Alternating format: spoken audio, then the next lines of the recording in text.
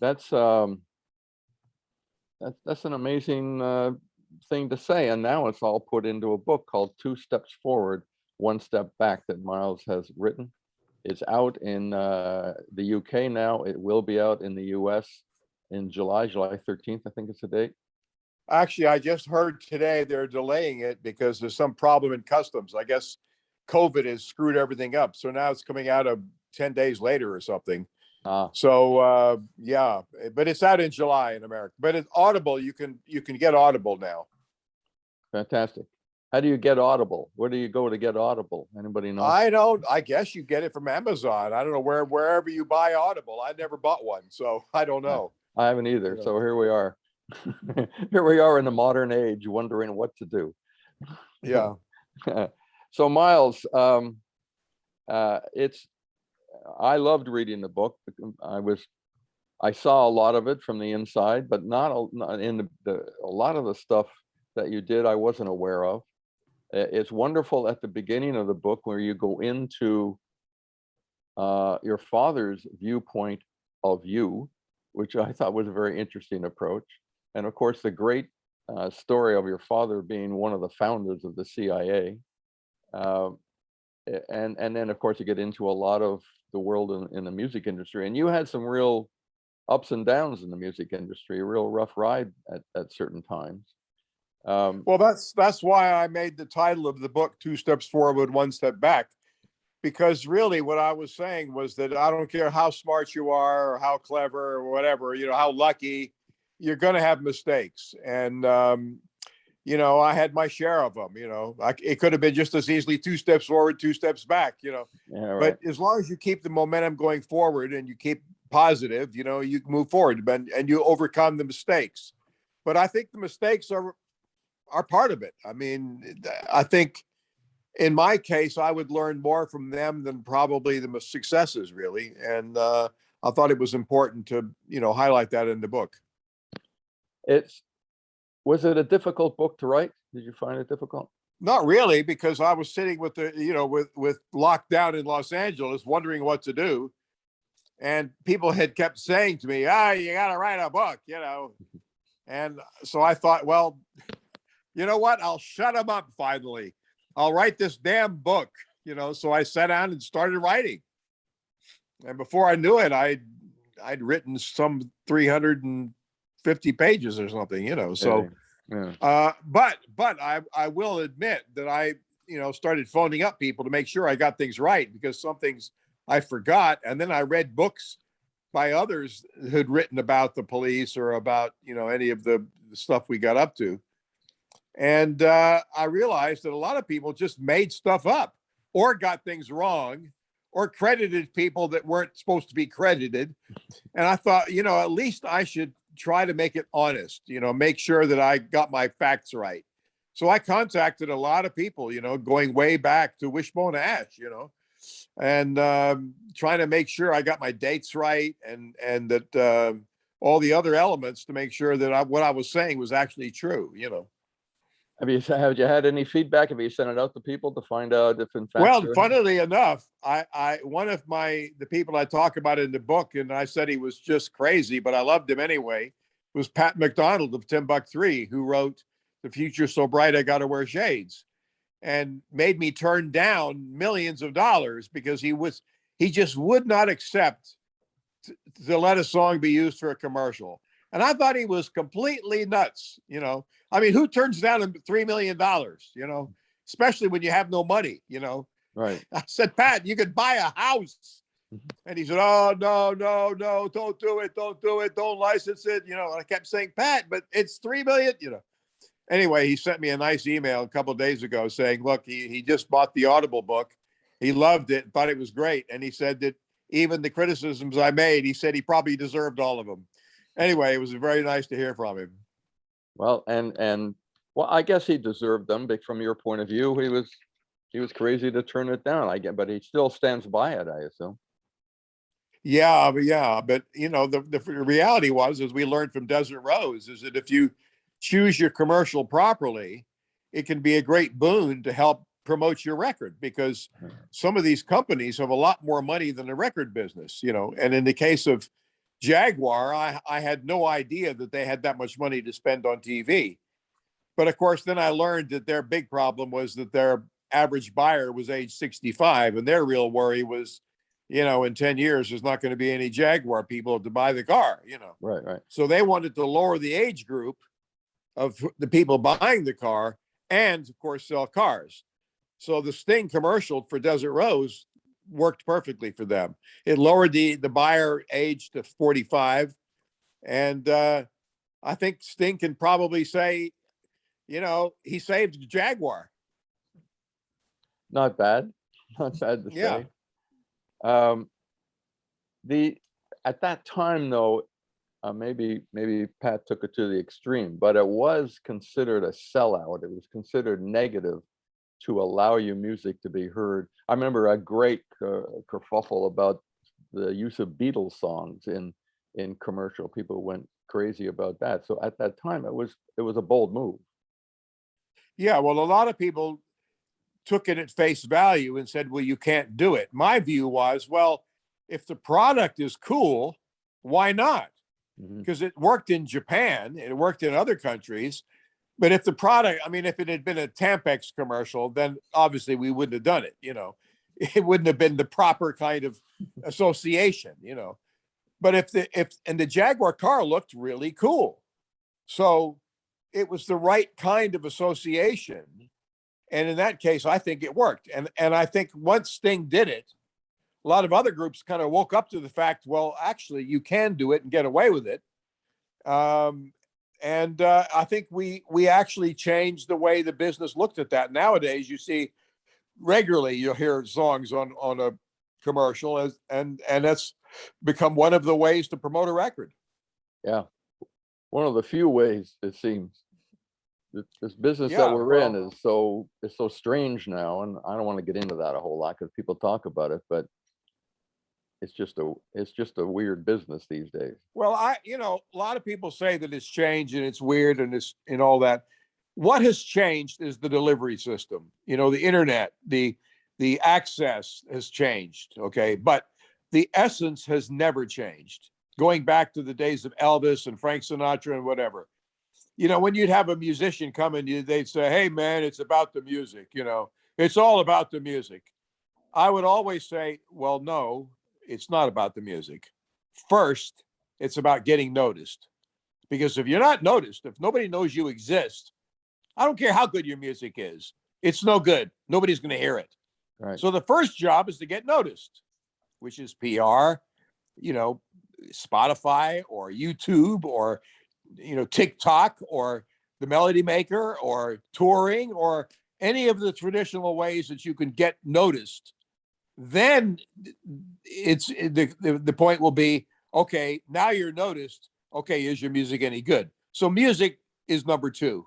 It's not number one. So marketing and the job of getting a group noticed has always been the key starting point.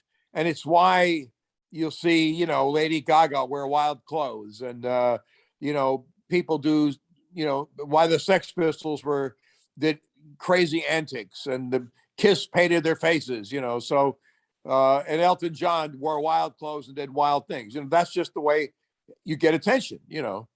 The average boring person is not going to get attention in any field. Yeah. And take a look at Donald Trump. He got elected by being crazy, Right. Sort of speaking about government, let's go back a little bit to the beginning of your book and the beginning of your life, really, and even before your life. And your father, an incredibly interesting man who I got to meet once at your wedding. I only got to meet him one time, but one of the founders of the CIA. He can truly say that. That's a fact, right? Yeah, and he was also inadvertently the first American CIA operative to overthrow a foreign government by covert action. He kind of got stuck into this problem in Syria where the general decided he wanted to overthrow the government. And he'd kind of hatched the idea with my father and the American military attaché. And, they thought he was kind of joking, but turns out he wasn't joking, And pretty soon he said, look, if you don't help me, I'll go to the Russians. And then he finally got an email back, or in those days, it would have been a cable back from Washington saying, look, you're on the scene, do what you have to do. So they staged the shootout at my house. You know, I was only 5. Of course, I was told with my mother, the kids, get out, you're going to go away for the night. And we went off to the mountains. We came back, we saw the house was all full of bullet holes, you know, and they put a bomb in the legation, all to set up the situation where it would appear that the government was falling apart, so the general could come in on his white horse and save the day, which he did. But of course, he only lasted about 6 months until he was shot and the next general took over. So, yeah. Anyway, Life in they were Syria. interesting times. Yeah. You came back and found your house shot up, but weren't the soldiers supposed to be using rubber bullets or something? Or what? Yeah, they were going to use blanks, but they couldn't find any, so they had to use real bullets. That was Syria back in 1948, 49, whatever it was, you know. It's amazing. And well, I know we could talk for hours. I know you could talk for hours, but the Middle East and everything that's going on, but it's a bit of a mess at the moment, is it? Or how do you see all that? Well, you know, whenever you throw religion into the mix, you know, and you know, you're asking for trouble, you know. I mean, going back as far as the Crusades, you know, it's going to always cause trouble, you know. Nationalism, all these other elements came in, but religion was the real dividing factor, you know, between all the different countries, and you know, the Sunni, the Shia, the Jewish, the Christian, the, you know, whatever, you know, somebody, you were always able to look at the other guy as the other, you know. And I think it's been a problem of politics today. You know, we look at America divided, you know, and a lot of other countries are going through the same thing, where you can sort of dismiss other human beings as not really being human, you know.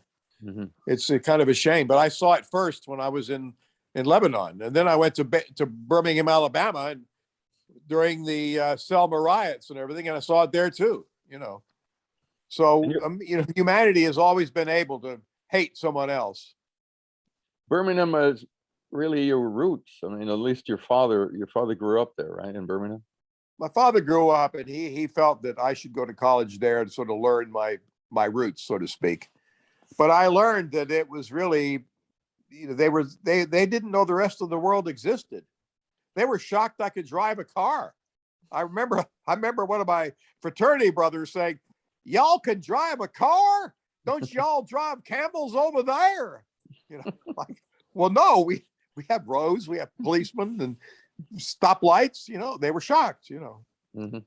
So I learned right then that, you know, a lot of America really is living in its own little bubble and doesn't know the rest of the world exists. We talked earlier a little bit about ups and downs in the music industry. So you sort of get into management. I don't know, by the back door, if that's correct, but it's not a plan, really. I mean, you got into it without necessarily meaning to. Is that accurate? Well, you know, I went to college not thinking that I was going to go into the music business. You know, I was not taking music courses. You know, I was not taking management courses. I mean, my courses were involved in, you know, history and economics of taking a country and bringing it into the 20th century. You know, I had no vision of music. I really knew nothing about the music business, but I was approached by a group that just said, well, we think you got the right attitude and you got the right chutzpah, and we think you could be a manager. And then I sort of set about to learn what the hell the business was. This was in England at the time, you know. Mm-hmm. And I think maybe I was lucky in that because I had an American accent, I was different than the average Englishman. So when I get on the phone and speak to somebody, they might think that, oh, this might be somebody, as opposed to some Englishman who they could tell immediately where he was from, you know, because he would have a Birmingham accent, or Liverpool or wherever, you know, or a low class accent, you know. Whereas an American accent, they're not so sure. Well, maybe this guy is somebody, you know. So I would get through to people simply because I sounded different. And I think British have the same thing when they come to America. You know, they sound different and they sound more sophisticated or something. So you find a lot of commercials in America are done by British or Australian or something, you know, because it's different. Mm-hmm. When you get into doing management, it's rolling along nicely for a while. Bands like Wishbone Ash and I mean, Curved Air were successful bands to some degree. And then you put together a fateful tour in of Europe that you hit a wall. Cleaned me out. Let's be frank. It was a disaster. It was complete disaster. And I learned a lot from that disaster. And in fact, if that disaster had not happened, I probably never would have gotten involved with the Police and the Punks and, you know, Iris Records and all of that, you know, because I had never really thought about the fact that you could make a mistake, you know, and I bit off more than I could chew, put it that way.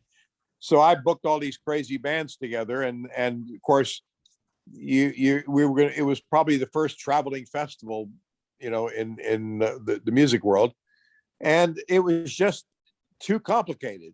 And when it fell apart, it took me down, and all the groups left me, and I had to kind of start again. And that's when the Punks were happening, and nobody was paying attention to them. Nobody was paying attention to me anymore because I didn't have any money. And we sort of found ourselves gravitating towards each other. And so I decided that the Punks were great because they didn't care that I didn't have any money. They didn't even know you, really. They were my new best friends. Yeah.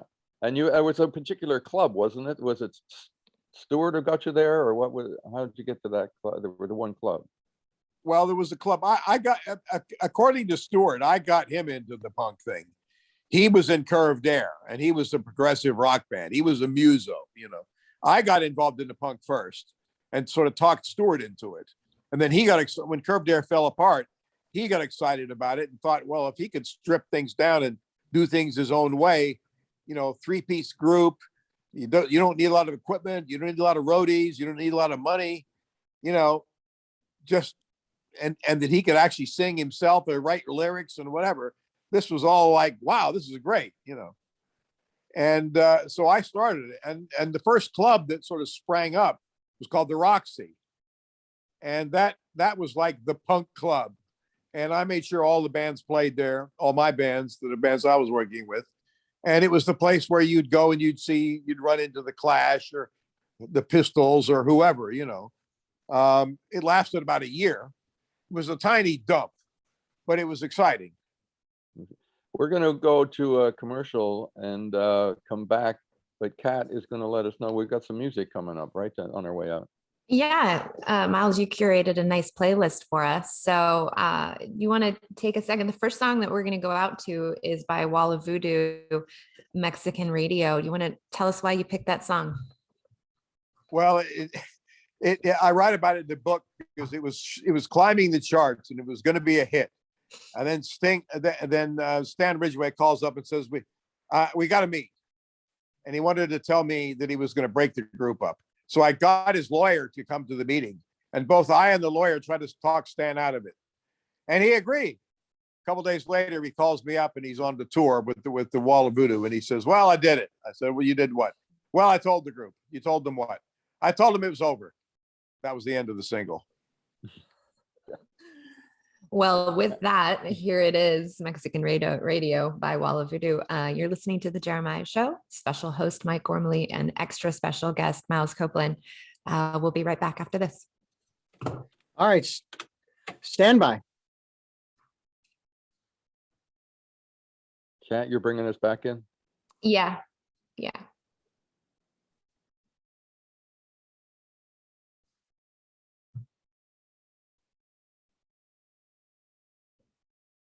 It is now. Just recorded that nice commercial for your book, Miles. Okay. We'll play Good. that 3 times throughout the show. It'd be great. Can't wait to read it.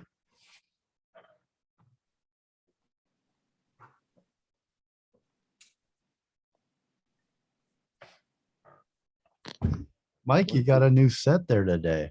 You've changed it up a little bit. Yes, I moved all the way across my living room. I was going to say, you flip the camera to the left, huh? Yeah, right. Put your chair on rollers and just go with it. London. How's London today? How was the weather? He's in France. Oh, In I thought you France. said London, France. The weather was good today in France. Yeah. Is it as hot as it is it over here right now and everywhere? No, it was nice today, but I hear there's a heat wave in America. People are dying and stuff. It's Yeah. crazy. So It's bad, particularly the Northwest. Yeah. 117 the other day up in Washington. well, that means global warming is a real thing, you know. Yeah, for sure. Richard, we good? Richard? All right. We are ready. with Richard's playing segment- video games. Yeah, I'm over here playing video games. Yeah, I got nothing else to do. Space Invaders. I'm playing Space Invaders. All right, we're ready to rock and roll here. Awesome. All right, in You can cut my three, mic, too, if you want. I'm sorry, You can cut my mic. 3, 2, 1. You're live. Welcome back to the Jeremiah Show. Special host today, Mike Gormley, and special guest, Miles Copeland. You just heard a hand-selected song again by Miles, by Concrete Blonde, Texas Ladies Man. Miles, why did you pick that song for us? Johnette was one of the mercurial artists that I dealt with, but I always had an affection for her because she was the real deal. You know, she was a real Janis Joplin type. She would go out on stage and you never really knew what she was going to do, but she would always do something great. And that was pretty much like Stan Ridgway, you know. There was just something in them that was great. But, you know, they were definitely interesting people. They were Jeanette and Stan were two of the most talented people we probably ever worked with, but two of the most difficult. And Yeah, but I mean, Jeanette's mellowed a bit. She came to see me a few months ago, and she was mellow and laughed at all the jokes, and we Yeah, remembered a lot of thought- fun things. She remembered she threw a whole plate of food at me. yeah, right. I'm in. Get this picture. I'm in New York. I'm staying at a friend's loft in New York. At about midnight, I get a phone call, and it's Miles. Doesn't even say hello. He just goes, "She tried to kill me." I don't know if you remember that. I went, who? What happened? And she had thrown things across the room at you at that point. Well, she once invited me. We were having some legal dispute, and it wasn't getting resolved. So she calls me up personally and says, "Miles, let's meet and let's discuss this and let's settle it." And I said, "Well, that's fine with me." So she gave me an address, which I thought was in the really rough part of Los Angeles, you know. So I thought it was a hit job, you know. I thought she was going to, you know, I was going to be lured into some dangerous area, and hitmen would be waiting to execute me, you know. So that morning, you know, I'm ready to go off and have breakfast with her. You know, my wife catches me putting a knife in my shirt. She says, "What are you doing?" And I said, "Well, I got to protect myself. You know, I think I might get assassinated."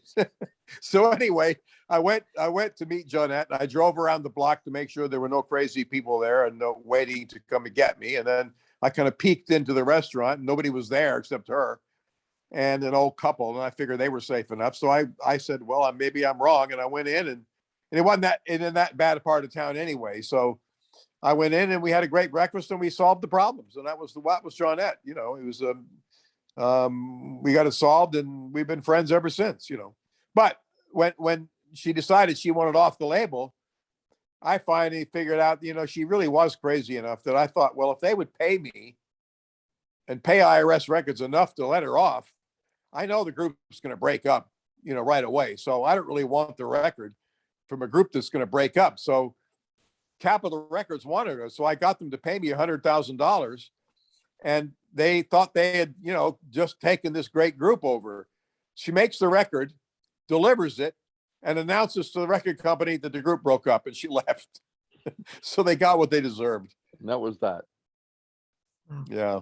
Yeah. Well, I deeply respect her, but I thought she'd mellowed too a few years ago and found out not necessarily. So Well, it depends on, I guess it depends on what day you see her, but she's great. But a lot of the artists we worked with had quirks, that they had their own thing going, and you had to kind of adapt to it. That was part of the job of management. You had to realize that, you can't always get them to do the right thing. I mean, remember the Bangles, who had this rule that, only a photograph of all four ladies you could have, in the front cover. They wouldn't allow a solo photo of, let's say, Susanna or whatever. And we had to turn down a lot of front covers because they just refused to be singled out, Whereas the Police were happy to have Sting be on the front cover, that the Bangles thing, I remember having to go into TV shows, and I'd have to sit with a director, and I would say, remember when the Beatles were on the Ed Sullivan Show, and each one was seen, not just one of them. That's what you need to do here. You need to get each one on the screen, and the directors generally went along with it, but they wouldn't have done that without a little direction. They would have moved in probably on Sue. Yeah, I mean, it wasn't really Susanna Hoffs pushing for it either. It was the media pushing for it. It was just easier to focus on one person, She knew how to play the camera, though. She looked good, and I mean, you could imagine where the camera's going to end up, same with Sting and the Police, I mean, he's going to attract more attention than the other two. That's just the reality. First time I saw Sting was on the A&M lot, and I walked out of my office, and I swear the sun was shining down on him like a spotlight. He just, I went, I mean, I already had known the music and was a fan of the band, but I went, oh my God, this guy.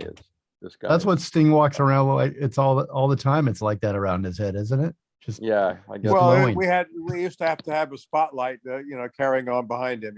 That was part of the rule. That was a fine print in the contract. We were trying to figure out how to do a halo, but that was a little bit more difficult. So we figured the spotlight. Just follow him with the spotlight.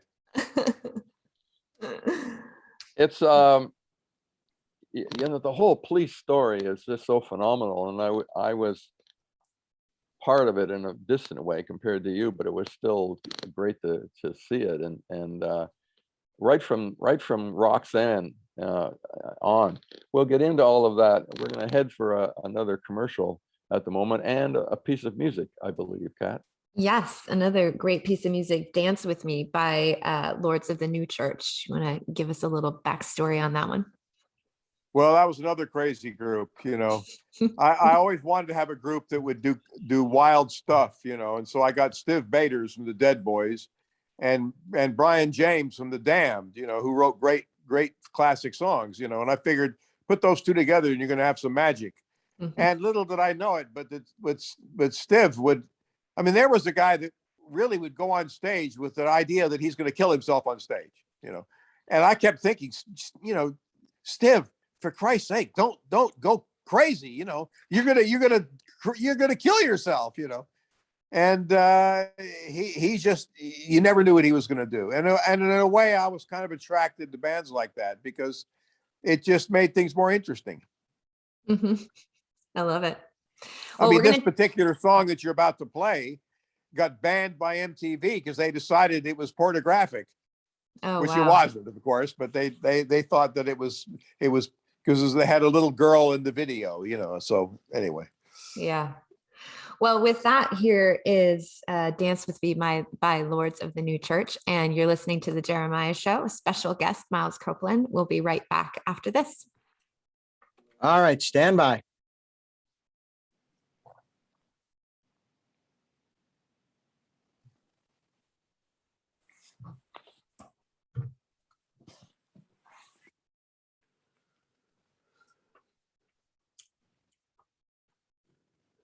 Standing by.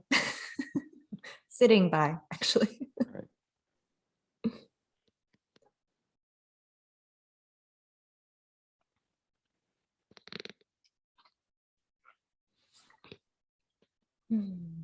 Can't be waiting for the reel to rewind. I mean, that doesn't happen anymore. What's he doing? Never question what a producer's doing. He's producing. What do you think of that? Okay. All right. I'll be quiet. What All song? right, here we go, gentlemen. This last break. This is, no, we have one. We have one more. We have one after more this. break to go. And Kat, maybe we can get the story of the songs coming in too, because these stories are great, Miles. I love the back behind the scenes. All right, here we go. In 3, 2, 1, you're live. Welcome back to the Jeremiah Show. Today's special guest co-host, Mike Gormley, and special guest, Miles Copeland III, who curated the music that you're listening to for the entire show. And it is such a great playlist. So be sure to check that out on Spotify. But we just came in from this last break from a song that you picked, Miles, from the Cramps called Human Fly. And I know there's a story behind it. So go ahead and give it to us. It's the only song that I ever got into a fist fight with I went to a Cramp show and they started doing Human Fly, and it's such an animal song. It's so aggressive, and some guy in front of me was pogoing around and bumped into me, and he did it several times, and so finally I just in a sort of crazed manner, just like the Cramps, I just hauled off and slugged the guy, and down he went, you know. And I blamed the Cramps, you know, because they were, it was their music. It just made an animal of you, and that's what it would happen is that there were people in the audience who would sometimes want to kill the singer, you know, Lux Interior, you know. So they were just this group that they were like the classic IRS act where they really you couldn't avoid responding to what they were doing. Yeah. Your life is filled with very interesting people. I mean, we'll get into IRS records a little bit, which was a brilliant idea, which was an amazing part of the record industry for quite a while. But you know, even with the police, but you would encounter you mentioned Lords of the New Church earlier and the Cramps. And remember the famous Wasmo Nariz and Scafish from Chicago. Did you seek out these people who were on other planets? I mean, Wasmo was a great guy, just sort of when he wasn't Wasmo, he was, you know, himself. But did you? Well, I think what happened probably was that they sought out me because they heard that there was this guy that would sign up crazy acts, you know, and so I would have crazy acts come to meet me, you know, and you know, it would happen at a restaurant. I'd have somebody come into a restaurant and give me their tape, you know. I signed Dada, the guy who when I bought a car, I decided one day I lived in LA, I was going to buy this Chrysler topless car, you know, so convertible, and the guy that shows up left the tape in the car. And it turned out it was the lead singer from Dada. So when I get into the car and I, you know, turn on the radio, I get the tape on and it's him. And I'm thinking, wow, that's pretty good, you know. And then it says, well, you're listening to Dada and we're available to sign and we want to sign to IRS. And so I actually signed that band. It's interesting how these things happen and how you did them all together. To jump ahead a little bit, you and I started LAPD, LA Personal Development Management Company. We started it because I left A&M Records, or was asked to leave A&M Records, and we had Wall of Voodoo and Oingo Boingo, and then about 6 months later found the Bangles. That's going on. The police are becoming massively successful at this time, beyond almost anything I can imagine trying to control and guide. And at the same time, you have IRS records going. And IRS records eventually, I mean, in the beginning, it looked like it was struggling, but it was basically growing the way you wanted it to grow, but it called for your attention. All this stuff, I mean, it's hard to believe one guy could do even one of those things, let alone all three at the same time, and probably other things. The truth is, it's never one guy. You know, you have to, you know, why did I look for you? Because I knew you were good at what you did, you know. I hired Jay Boberg to be vice president of the label. I hired Michael Plen because he was great at getting radio play. Barbara Boland, because you hire people, and then you can kind of delegate. If you want to do everything yourself, it's going to be a pretty small world, and you can only do a few things. And I like to do a lot of things, so I needed good people. So part of the IRS story was not so much, and my story was not so much just the acts. It was also the people that I employed, because I think that a lot of people in the music business got their start at IRS Records, and I'm as proud of that as I am some of the bands that became hugely successful, So, when you became available, you're a big hotshot at A&M, and all of a sudden, A&M is cost cutting, so they cut the people at the top. So I'm thinking, great, I'll hire him. Maybe he'll come in and be cheaper than he was at A&M. And I was. And you were. Well, but you look for good people. In the case of Jay, I hired this young kid who seemed to have the right energy, and I paid him $100 a week. But I made him vice president so that I would entice him to say yes. But there a lot of the best people I had were people that were were sort of like the bands. They were kind of rejects, and the people didn't take them seriously.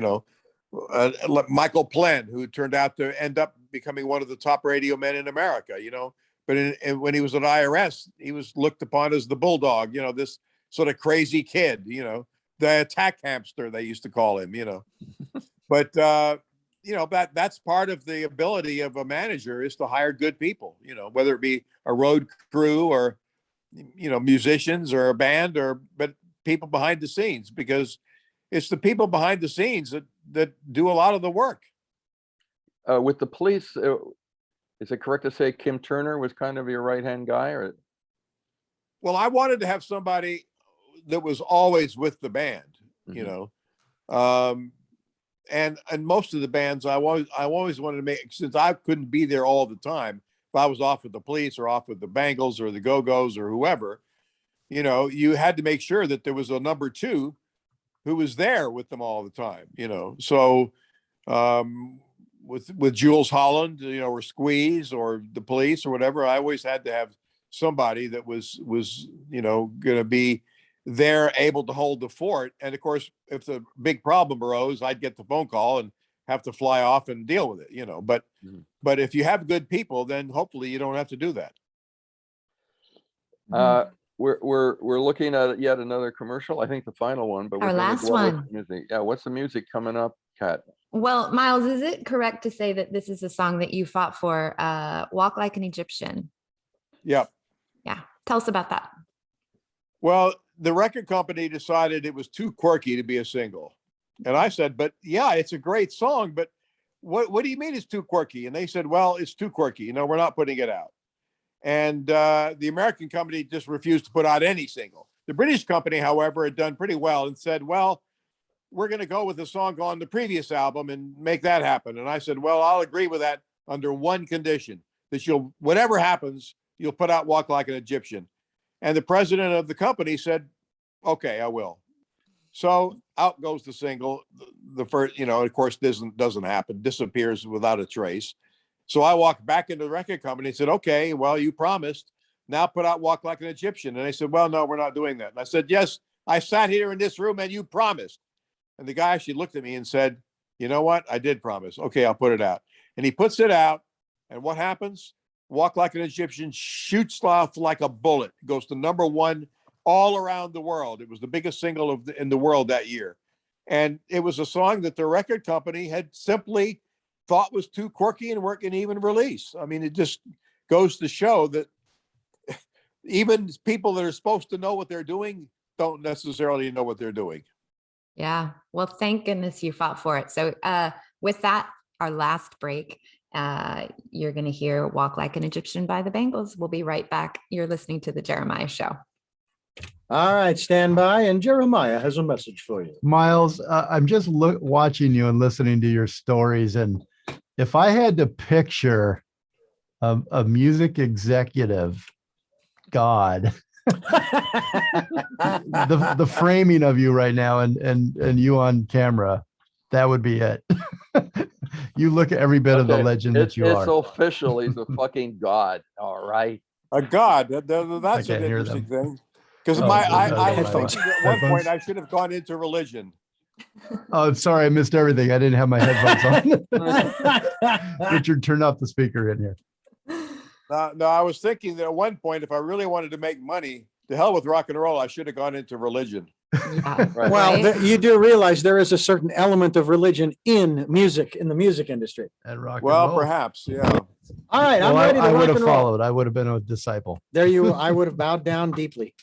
All right, kids, stand by. Final segment, no breaks. You can go to the top. We've got 10 minutes in 3, 2, 1. You're live. Welcome back to the Jeremiah Show. Special guest co-host Mike Gormley, special guest Miles Copeland III. All the music that you're hearing in today's show has been hand selected by Miles. And coming in from this last break was Roxanne by The Police. I know there's a story. I feel like maybe this is one you fought for as well. Is that also true? Well, actually, it's a very significant story, which I tell in the book, because the fact is that the band did not want to play me the song. We'd recorded the first album, and I went in and I was kind of disappointed because they were, they really wanted to be, Stewart particularly, was pushing them to be a punk group, and he really wasn't that nasty and aggressive, So I kind of said, well, all right, what else do you got? And they said, well, there's one more song, but we're not going to play it to you because it's a ballad. You're going to hate it, And I said, well, come on, play it. And they went back and forth. Finally, the engineer got fed up with us arguing, and he just put the song on.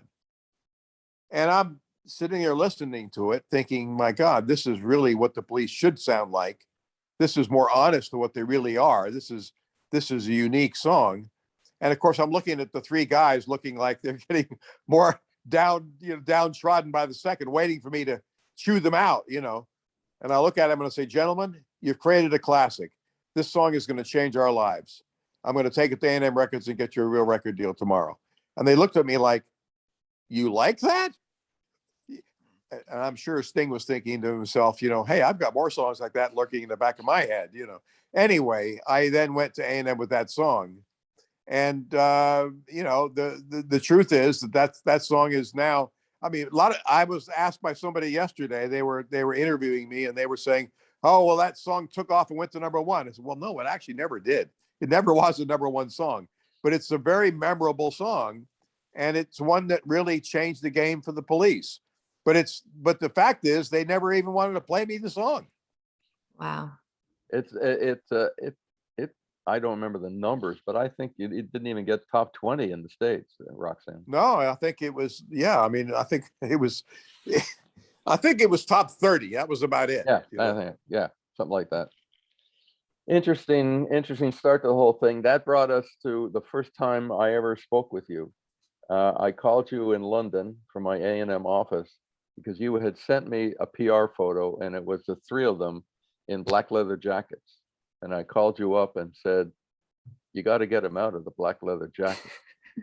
Because in those days, the whole punk thing was happening, and radio in America anyway hated punk, anything to do with punk. And I knew Roxanne was not what you would call punk. So I called and said, you got any other photos? Because the black leather jacket could be a problem to the radio guys. And you did. You sent me some great shots, and you kept coming in with great photos.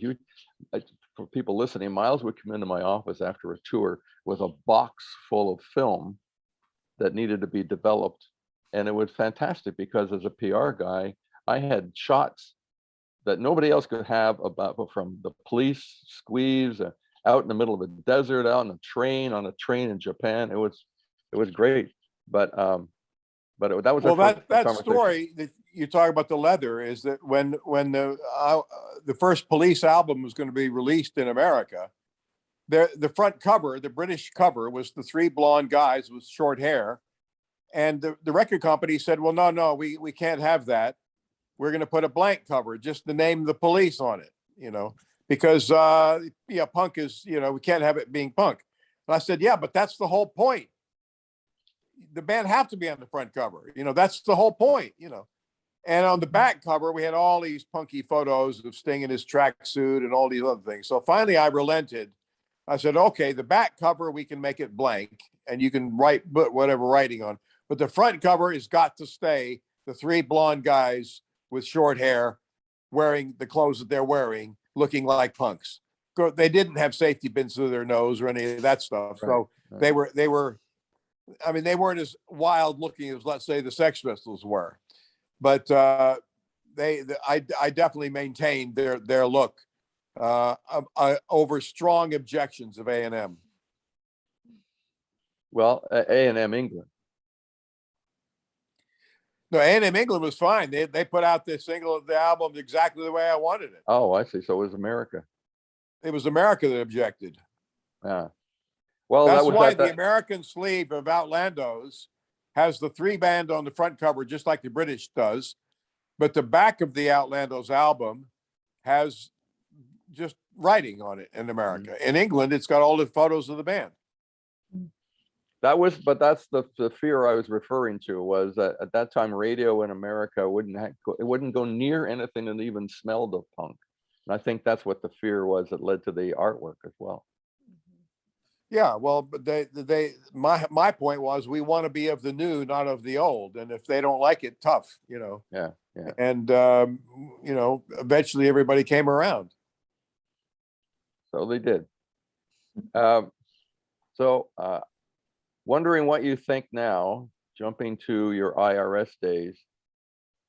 You signed this band, the Go-Go's, supposedly a punk band. Richard Goddard went in the studio with them and smoothed that out somewhat. Now they're on Broadway and about to go into Rock and Roll Hall of Fame. I just want to know your perspective of from this point of view now about all of that and how it came about. Well, when I always looked at a band as having, if they had a kind of a gimmick, that was helpful, and what greater gimmick could there be? 5 girls who played their own instruments and wrote their own songs, and were really good, that was, to me, like a plus. I saw that as a marketing tool, I mean, I could take photographs of them and they would look different from every other group that was out there. Well, that scared all the other record companies. And so when I went to see the Go-Go's, I was the only person from a record company there. So of course, I was the only one that actually signed the group, nobody, there was no competition, and they ended up with the #1 album, the first time ever an all-girl group had a #1 album in the United States on the Billboard charts. Of course, there'd been a lot of singles, and all that sort of thing, but never an album that was #1. So I was always pushing and hoping that they would get their, just reward by getting inducted into the Hall of Fame, which they just did, by the way. But I think it was the documentary that actually helped them do that, because I think it kind of reminded people of how good the Go-Go's really were. And I appear in the documentary, and but the reality was, I learned a few things watching that documentary that I didn't know either. I didn't know that Charlotte was, pretty serious into naughty things when on that first album. I didn't know that, Mm-hmm. I only knew that she was getting a little bit out of hand when she vomited on me on the 3rd album, but I thought it was just alcohol. I didn't know it was anything more. Yeah. Their stories are a little getting a little legendary, but Rod Stewart once commented, and I think in his book, that the Faces did a lot of drugs, a lot of mainly cocaine, and he talks about it. But he says the only other group he ever ran into that was wilder than the Faces was the Go-Go's. So that's well, I think Richard Goddard, he was saying, you think boys are crazy on the road, out looking for chicks or whatever. He said the Go-Go's did the same thing. He was kind of shocked, Well, they had their fun, right? Yeah. Well, much deserved. I guess. Yeah, you're right. And We Got the Beat comes on the radio right now. I crank it up to this day. It's just got a feel to it that gets right to your heart Yeah. in a great way. And also, by the way, I think we should mention that the Bangles was not some sort of afterthought to the Go-Go's. They happened to be female, but we weren't trying to do another Go-Go's. That was a good. Yeah, you had to convince me a little bit in the beginning, but once we signed them, that was a whole. They were very Well, talented. people. I mean, my view was very simple, so what if it's all girls? Because Yeah. there are plenty of bands that are all men. Nobody says, oh, they're copying the Beatles because it's all men, Mhm. So why do girls get this, And the Bangles were good in their own right, Mhm. And I looked upon it more as, they're valid. I like what they do. That's good enough for me. This just so happens that they're from Los Angeles. They're 4 girls. They're sort of punky, and just like the Go-Go's are, So we were a little bit sensitive to that, which is why we didn't want them on IRS. We wanted them to be on another label, so one had to be sensitive to how people were going to interpret things. But the reality was they were a different kind of group.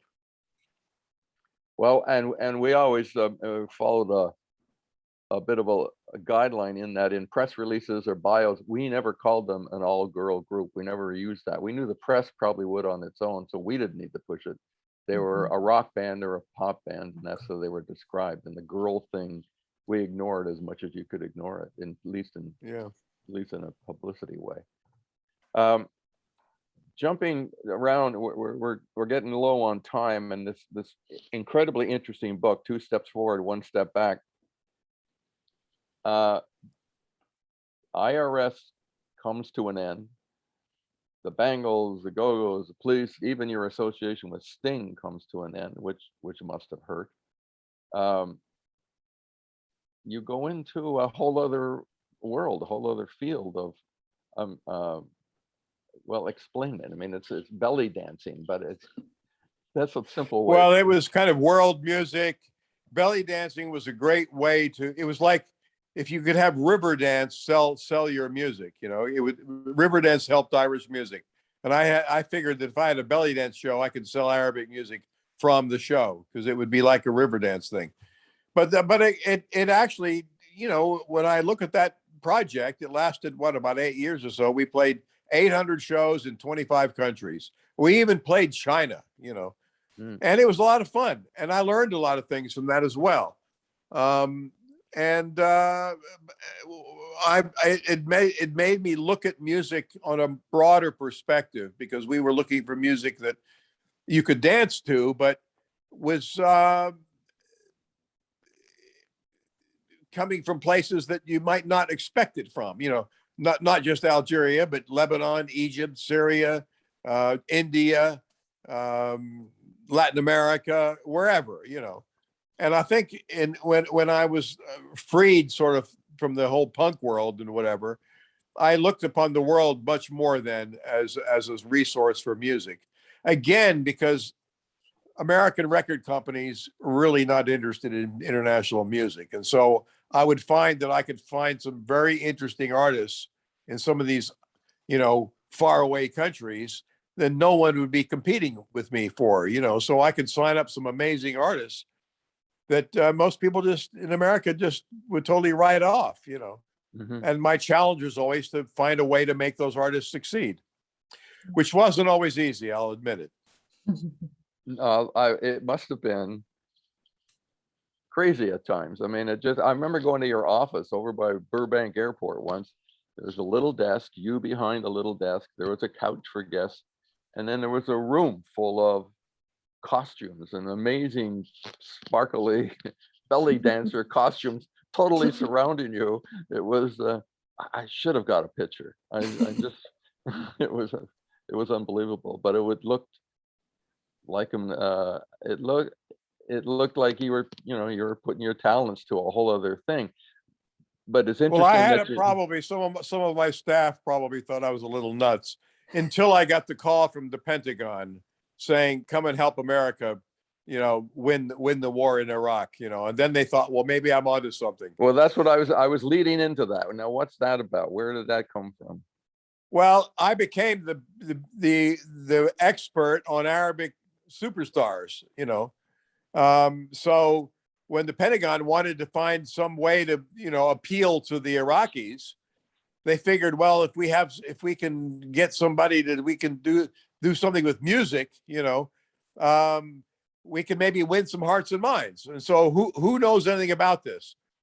And it turned out that the Recording Institute of America knew what I was up to, and they had advised them. They said, well, there's only one guy who could help you, and that's this Miles Copeland guy, and here's his phone number, So I get a phone call from Donald Rumsfeld's office, and it's like, will you come and tell us what to do? We're thinking of some projects, and I think they had planned to have a free concert in Baghdad with Bon Jovi or something, and pass out American flags or something. And I said, well, that's exactly the opposite of what you want to do. You want to, anyway, basically I went to the Pentagon to advise them what to do.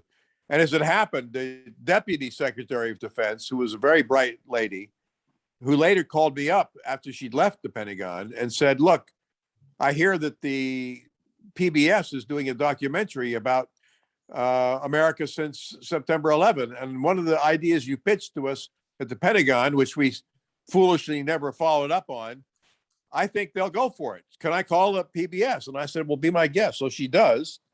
And of course, PBS then calls me. And then I did this documentary on Arabic music coming into the West. And I hired a bunch of American musicians and brought in a bunch of Arab musicians and had them play at the Roxy and do songs together and all that. And really proving that music is universal, that it doesn't matter where you're coming from and what country you're coming from and what language or religion or whatever. You can talk through music.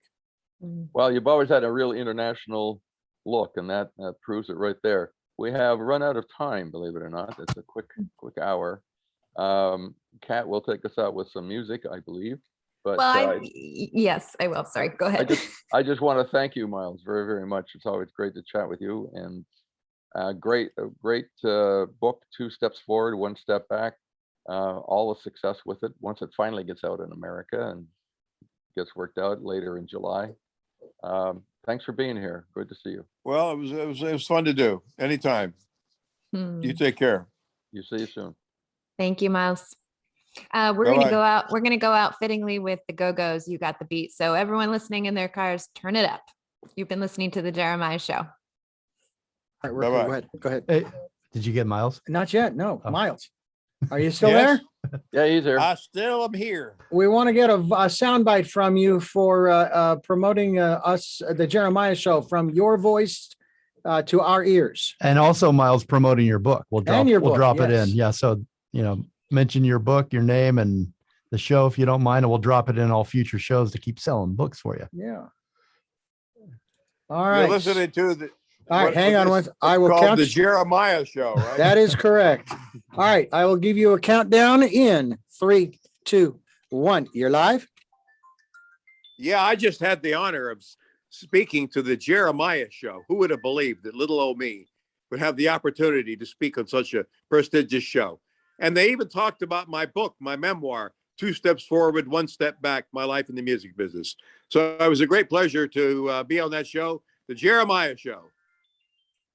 Excellent. Did you mention your name? Did he mention Miles Copeland? I believe he did. 1 second. We can check it right now. Was that okay? Yeah, it was great. Did you say your name, Miles? This is Miles Copeland.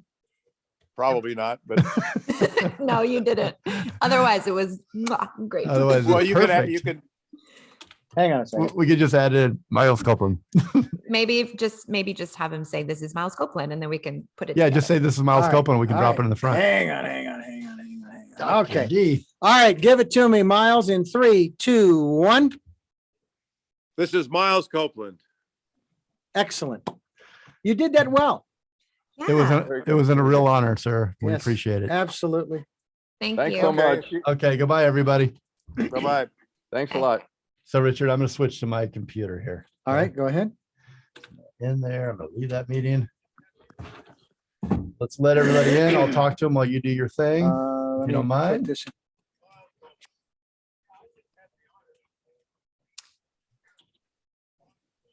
How do I? There we go. I'm trying to end this thing. I'm Yeah, still your so audio. bottom right-hand corner, red button that says leave. If you hover your mouse. And here comes everybody else. Oh, I gotta do my green screen. Mhm.